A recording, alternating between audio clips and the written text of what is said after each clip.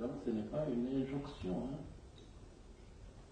Ce n'est pas le gouvernement qui leur a dit il faut coûte que coûte faire ça. Ils se sont engagés à faire une charte d'autorégulation. Pour rappel, la situation était bloquée. J'ai été nommé le 27 février.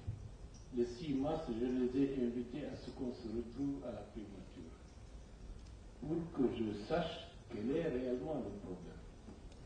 Ils ont exprimé leur desiderata. J'ai pris un engagement de faire le tour de l'ensemble des acteurs et institutions concernés. Ça m'a pris pratiquement mois de mars et mois d'avril.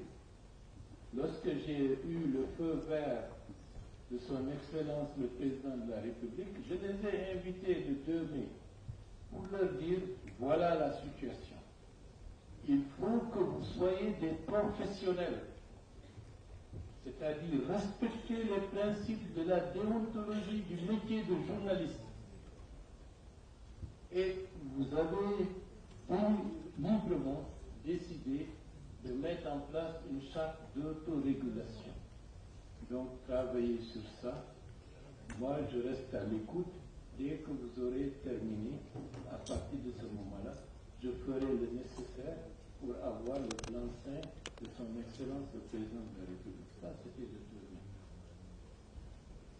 2 mai. De 2 mai au 21 mai, c'est comme si une mouche les avait piqués davantage. La sanction est tombée le 21 mai. Le 22 mai, je reçois la charte d'autorégulation. Donc, c'est médecin après la mort. Donc, il faut que ce soit clair. Nous leur avons tendu la main. J'ai pris la responsabilité d'engager ma crédibilité en pensant que, à travers ça, ils auraient compris qu'il y a nécessité d'améliorer le processus de l'exercice du métier de journaliste dans le pays, parce que pour plusieurs raisons. Nous sommes dans un environnement fragile où nous avons vu ce que des médias ont pu commettre en Côte d'Ivoire lors des événements de 2009-2010 avec des presses ultra-partisans qui ont alimenté les graines de la haine et de la guerre civile. Nous avons vu ce que les républiques collines ont fait au Rwanda. Nous ne pouvons pas nous permettre que dans ce pays, que dans un contexte de déstabilisation généralisée de l'Afrique de l'Ouest, on laisse libre cours à des mécanismes susceptibles de remettre en cause les fondamentaux de la stabilité et de la sécurité nationale. Quiconque le fait, il sera totalement irresponsable.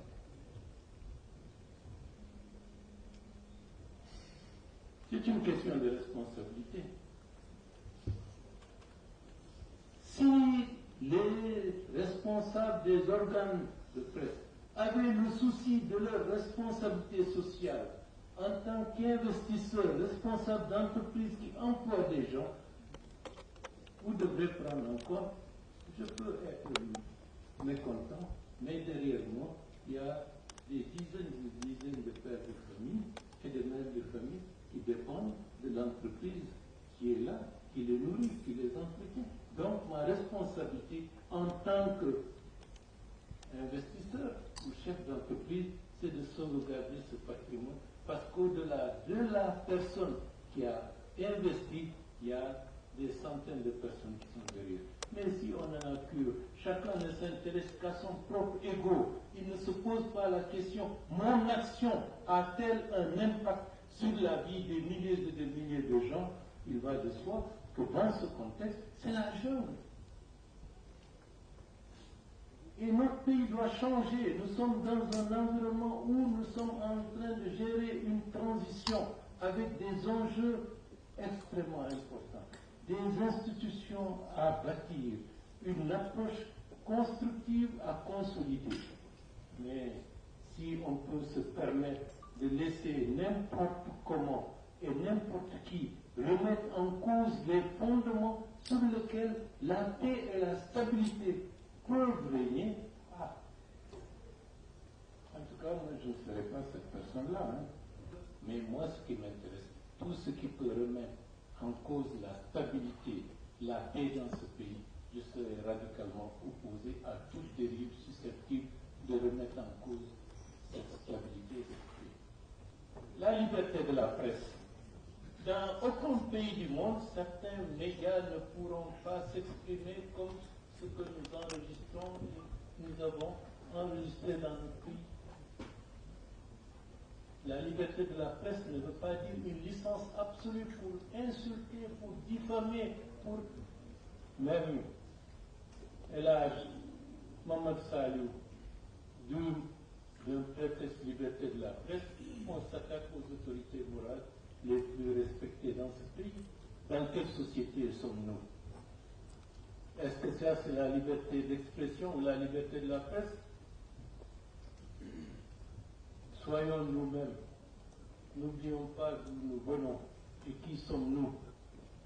Le respect est une valeur qui est communément partagée par toutes les communautés nationales dans ce pays. Le respect. Mais s'il n'y a pas de respect ou l'irrespect devient la valeur,